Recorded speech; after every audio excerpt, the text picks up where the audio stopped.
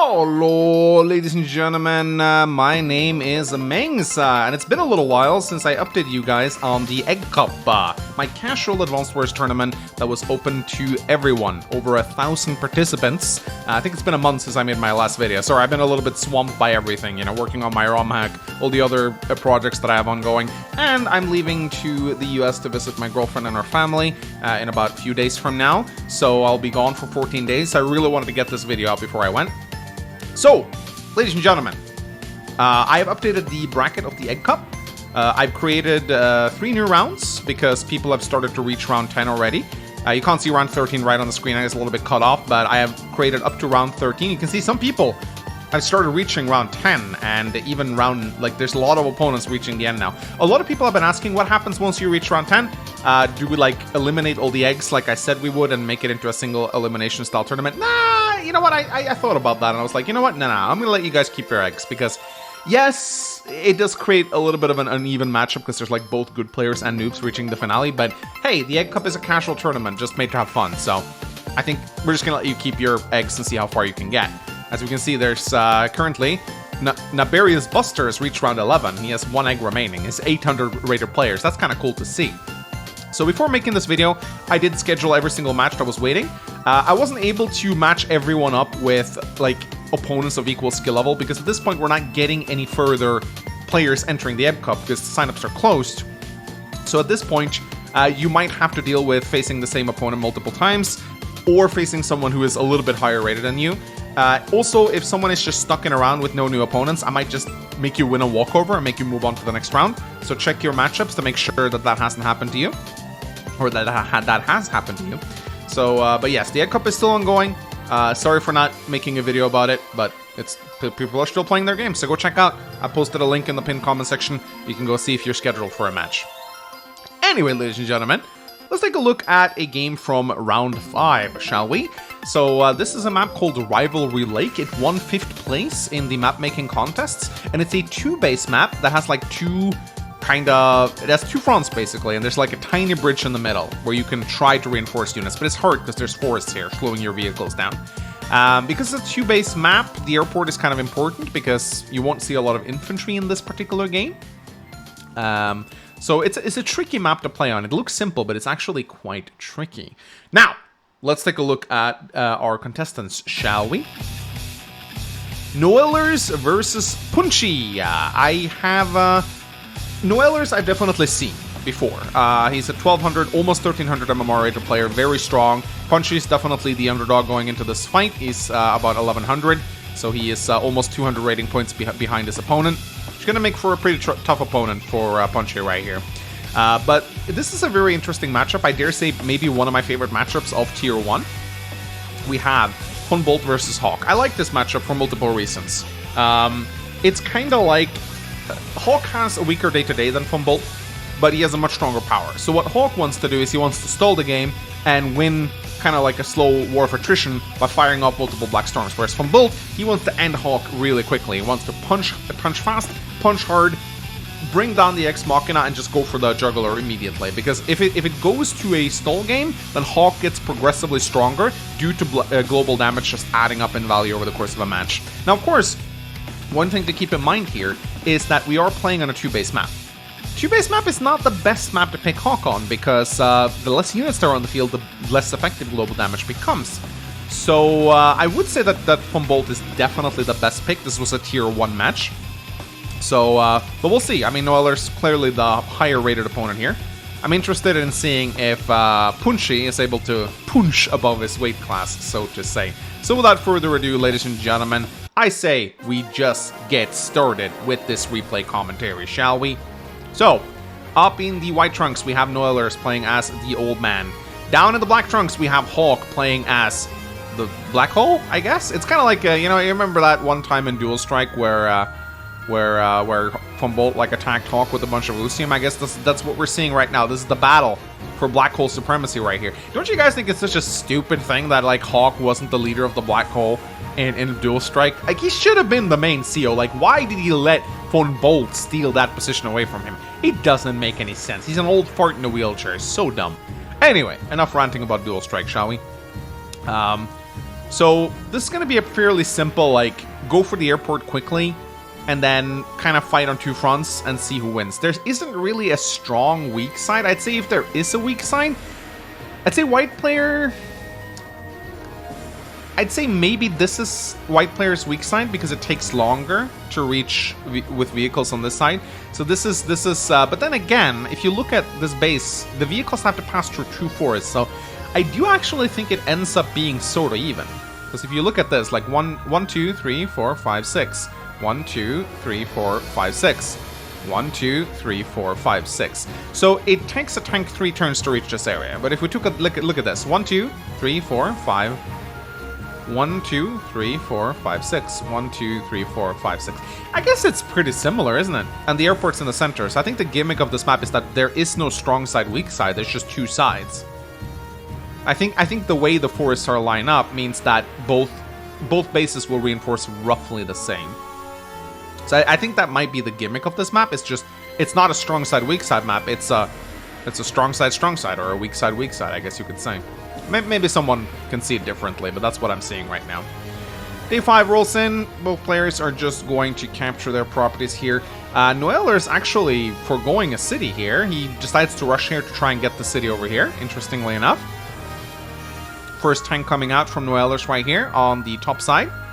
Noellers is capturing his airport a lot quicker than Punchi, so you might be able to get some battlecopters out. Punchi opens up artillery. That's a bold move against Von Bolt, because Von Bolt's gonna have the edge going into the early stages of this fight. So opening up artillery, and look at how open the sides are. It's gonna be hard to position that artillery. I mean, once the units start building up, the artillery can definitely start finding play here. But I will say that it's definitely bold to open up artillery here. But let's see if he can make it work. Punchi then follows it up with a tank immediately afterwards. And Noellers decides to get a tank. So he kind of splits up his tank and artillery. He gets the tank on the top side, artillery on the bottom side, whereas Punchi gets the artillery and the tank on the top side, seemingly. So Punchi is definitely going to try to focus more hard on the right fronts, or the top front. I guess they're both kind of top and bottom. Noellers going double artillery right now. So he says, okay, I see your artillery opener, and I match you with a double artillery opener. So we're going to see a lot of artillery in this particular match, which is the right choice, I think, because again, I mean, the sides are kind of open, but once you get enough infantry in here, you can set up some very nice artillery wall. Double anti-air coming out from Punchi before even the first battlecopter. Now, this may seem a bit of a weird move. The reason I think he's opening double anti-air is, 1, he knows battlecopters are coming. 2, I think, and don't quote me on this, but I think Hawk actually needs anti-air to break through Von Bolt infantry walls, especially if the infantry are on forests and cities. I don't have the calcs in my head, but if I remember correctly, the extra defense means that Hawk needs that extra firepower from anti-air to punch through Von Bolt's walls. Von Bolt's infantry walls are notoriously hard to dislodge. That 10% extra day-to-day defense, combined with terrain, means that it's just very hard to break through his formation. So I think he went double anti-air here because he saw the double artillery and he said, okay, I need something to break through those infantry walls. I know the battlecopters are coming, but even if I don't, I need these anti-air to punch through.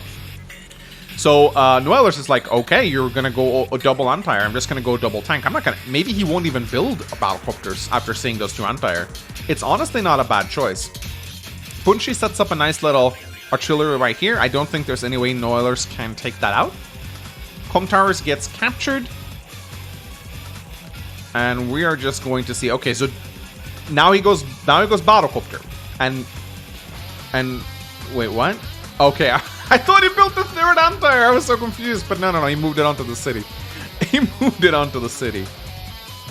All right, he keeps capturing properties. Let's see what happens over here. He has to pull back here, surely. Noeller's doing the same thing on the left side. He brings the artillery down. Builds a battlecopter despite there being two anti-air and a battlecopter from Punchi. I mean, you kind of have to. I mean, it's a 2-base map. You have to build battlecopters. So I kind of see why he did that. All right, both players moving forward here. Punchi is sending his battlecopter on the right side. So that's a smart thing because Noellers built his anti-air on the left side. So now he has to build. I mean, it's not hard for him to bring it over here. It would take about as long time, a little bit longer maybe. but it's still a smart thing to do. And yeah, here you can see this is why he needed the anti-air to break through these Von Bolt infantry walls. Anti-air still can't kill Von Bolt infantry on cities, but I think, if I'm not completely mistaken, I think they 100% one-shot them on roads and maybe on planes even, thanks to Hawk's extra firepower. So it is important to have them. Otherwise, you're going to be in a heap of trouble. Noellers just setting up that old man infantry wall as Von Bolt is known for. This is a strong positioning for the artillery here, covered by the mountain. Another tank rolls in as well. More battlecopters coming up from Noellers, builds an artillery and an infantry. So both players equal on the income tab right now. No player wants to take engagements just yet. They're just setting up in defensive formations. This map ended up being a little stally, but I promise you, this match is about to get exciting. Once both players have finished their walls, it's gonna get pretty wild. So Noellers brings in his battlecopter, just defending for the time being, using those cities pretty wisely, setting up his walls. Both players are just gonna build up their walls of their own. It's looking to be a pretty classic stall match so far, but it won't stay that way for long. But we're just gonna speed through this right here. Again, the classic Von Bolt playstyle right here, the wall of infantry. But Punchi decides he's had enough of the walling. He goes in for the attack actually, and finds a nice little hole in Von Bolt's wall right here, using those anti-air to attack. Moving in, has 2 battlecopters. Suddenly, it's looking a little bit bad for the old man right here. So it's a beautiful attack from Punchi. He's definitely punching his way to victory right here. Let's see how Noellers decides to respond to this. He has 2 artillery in position, taking some beautiful shots right here. Coming in with his battlecopter, kills Punchi's battlecopter, and takes out his artillery. It's a devastating counterattack from Noellers right here. He is absolutely punishing Punchi right here. So this is looks like Punchi may have overextended a little bit here. He tried to swing, he tried to brawl with the old man, but it didn't go well. And see how beautifully Noellers plays this. He pushes here, he pulls back here. A lot of noobs, when they play this map, they'll try to punch on both sides. That's not a good idea. That's definitely not a good idea. It's the rubber band thing, as D just calls it. Like the rubber band... rubber band? He just calls it the rubber band, I think. Like you stretch it here, you have to pull it back here, otherwise it will snap. More battlecopters coming out, more tanks coming out as well. And Punchi decides to keep the brawl going. I guess he is committed to it right now. Alright, takes a shot at a battlecopter. It's a good counterattack from Punchi right here. I thought he was dead for sure, but looks like he decided to keep brawling with the old man, and now he wants to grab this property as well.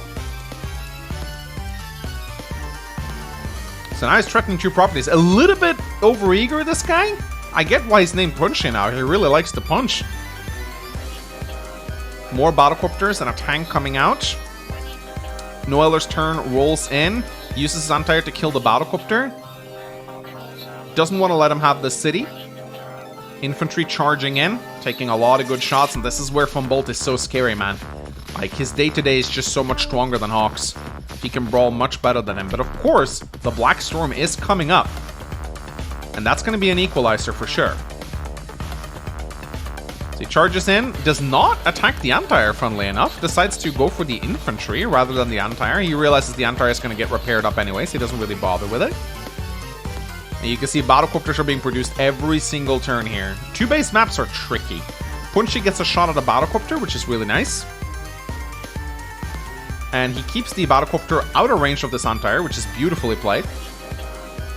But what's so hard about this map is knowing how many units to send to each side. Since you don't have a strong weak side dynamic, you kind of have to spread yourself evenly on both sides, which is why this map is so tricky to play, I think. So normally, I like to just pummel my strong side and just, like, almost ignore the weak side. But you can't really do that on Rivalry Lake. So here, Noellers is continuing his attack on the left side. He gets a good shot on the anti-air. He takes it out. So more anti-air will have to be built by Punchi at some point, but Punchi is about to get his Black Storm, and he will probably get it now. Noellers is getting pretty aggressive here, considering there's about to be global damage coming into play, but he doesn't want to let up. However, he is pulling some of his units back to get repaired, so that the Black Storm won't completely cripple his momentum. So, day 16 rolls in, or sorry, day 15 rolls in for Punchi. He can get the Black Storm this turn if he wants to. I don't know if he will, though. He's still about a star off. He takes a shot at some infantry right here. Yeah, looks like he's not gonna get it. He's very close. He is, oh my god, he's 2k away from getting Black Storm. Oh my god, that is so annoying. 2k away from getting Black Storm. He would have loved to get it on this turn, but it looks like it's going to be one more turn. So Noellers here, sensing that Black Storm is incoming, he pulls back smartly. He doesn't want to take a Black Storm and then get a push immediately to the face. So he's happy with his positioning right now. He's quite ahead in terms of value, but that's to be expected from Bolts. If he wasn't ahead, something would be wrong. So what he's doing right now, he's saying, I'm not going to give you that Black Storm. If you want that Black Storm, you're going to have to come and get it. I'm not going to give you those last few power charges. I'm not going to just sit back and let you build up your global damage. I am going to wait and force you to come forward. He's baiting him right here. Very smartly played. So here he's going back into the defense. He doesn't want to push. He doesn't want to push right now. And there's not that many properties he needs to guard. There's this property right here, and there's this property right here. And Punchi goes for it, man. He's like, okay, all right. I'm coming for that city. So Noellers here realizes he can't just sit back and let him have the city, but now he actually goes on the attack. Now he goes on the attack pretty hard because he sees an advantage here on the left side. He has to interrupt this, of course. He knows he has to, but he's playing very safe on this side right here. He's pulling back all the way to his base. Day 18 rolls in. Finally, Punchi gets the Black Storm. Day 18 Black Storm. That is a slow-ass Black Storm. And you can see it equalizes the playing field. I want to go back and see how much damage that did in total. So he has 138,000 value. Noellers has 173,000. Black Storm comes in, and it goes from 173,000 to 138,000. That is devastating. But can he capitalize on it? That's the big question. Can he capitalize on this global damage? Noellers has a strong formation. Being from Bolt, he's not as bothered by his units being weaker because he has that passive extra defense. So Punchi's kind of spreading out here. He can't really attack into this death ball right here, so he's going to try to just get a property out of it, and then probably he'll pull back. But Noellers is not going to let him have that property. He's like, no way, sir, no way, I'm not going to let you have it. And he pulls back once again. Again, he doesn't want to overcommit here. It's very hard to attack on Rivalry Like, which is why matches do tend to go on for a while. But it's Punch's turn again. He joined caps. He really wants to get that city. And he's positioning his battlecopters. The battlecopters are in a pretty good position right now because they can actually front switch. You can front switch over here on Rivalry Lake, but it's hard to do so. It's very hard to do so. Because you have to go over this bridge right here. But the battlecopters have no such limitations. So let's see what happens here. More battlecopters coming in. My goodness, this is a battlecopter map and a half, isn't it? In comes the tanks. And the Ex Machina, finally!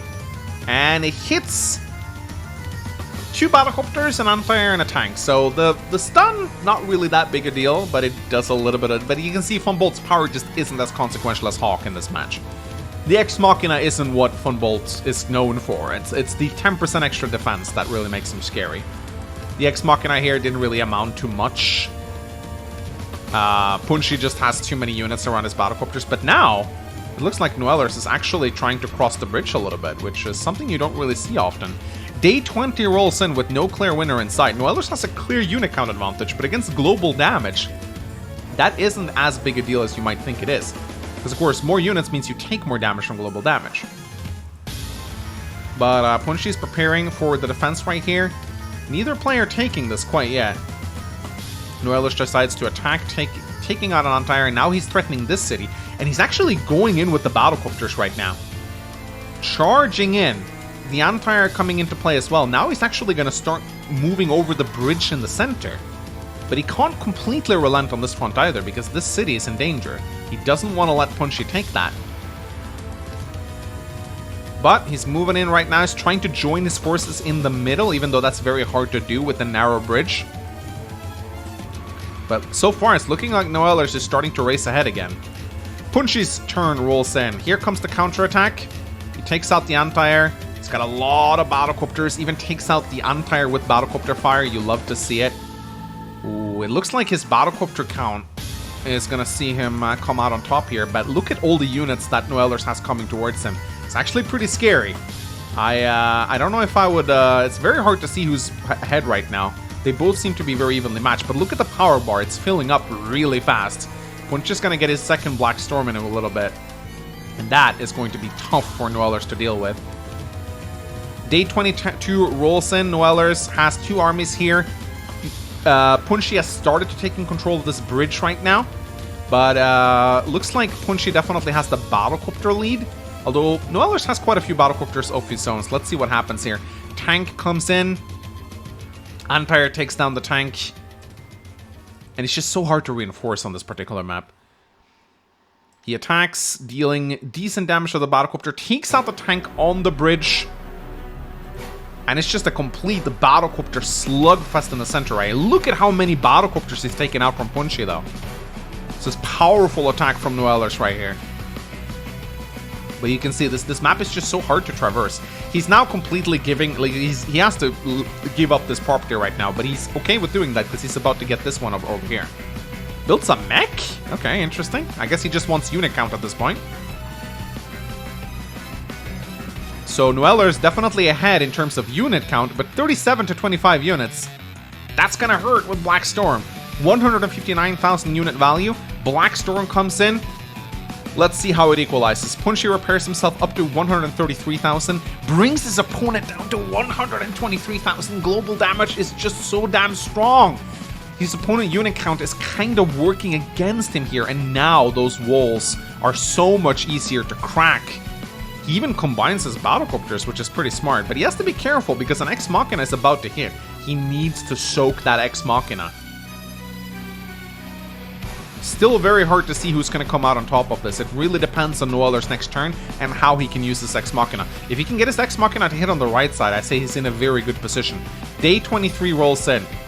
Let's see what Noellers decides to do. Takes a shot with his artillery.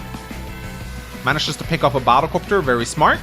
And here comes the Ex Machina. Where is it going to hit?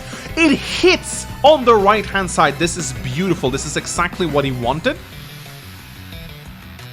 Now he's pushing hard on the right side right here. He's coming in hard on the HQ. This is looking bad for Punchi. He needs to be careful. His HQ could actually come under threat if this goes on. But at the same time, Punchi is pushing hard on the left side. He knows that an attack is coming. He has 10 units ahead of his opponent, but their value is still equal because that global damage is just so damn strong.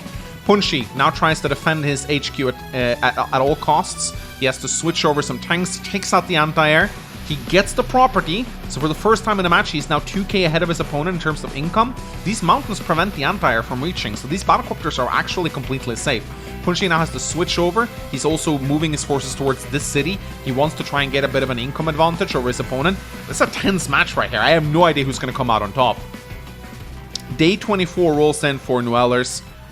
And he just resigns. Oh, okay. I guess he realizes he can't keep up the global damage. I mean, right. I really thought the match was going to go on longer, but looking at this match right now, I think one of the reasons Noellers is resigning here is because he realizes that Hawk's global damage is going to keep decimating him. I mean, this is day 24, so if he's going to keep this up, it's going to be really hard for him to do that. Yes, he has a unit count advantage lead, but it doesn't matter because that just means more damage gets caused by global damage. And yes, he will get this property, but Punchi will get this property, and he also has superior battlecopter numbers. And look at also another thing that is probably the reason why Noellers resigned. Look at his anti-air. 3 HP anti-air here, 1 HP anti-air here, 6 HP battlecopter. He's just gonna get decimated by battlecopters. Look, Punchi has 1, 2, 3, 4, 5, 6 healthy battlecopters about to enter the fray.